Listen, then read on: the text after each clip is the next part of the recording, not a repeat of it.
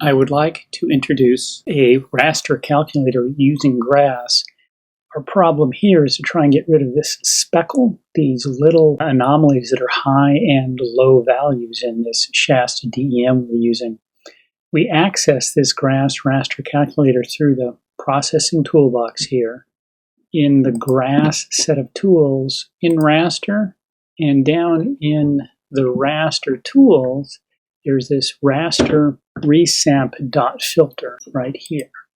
So if I activate by a double left click this r.resamp.filter, it shows me that I can basically do various things, apply these filters. Now, I want to apply the filter to the original Shasta data layer, the DEM that we're working with, and I'm going to apply two kinds of filter, a box and a Bartlett.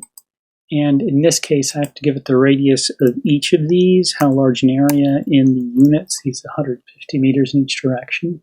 I want to make sure that I set the output region so I can make that the same as the Shasta layer.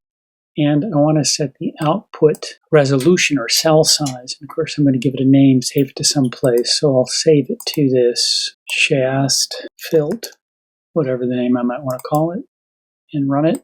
And eventually it returns this filtered data layer.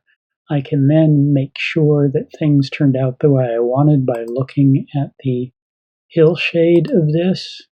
And I'll call this my Shasta Filt hillshade and run that. And when I look, I can see, lo and behold, the offending pits and spikes seem to have disappeared. I can zoom in here and you can see that basically in the filtered data set, it's more or less gone away.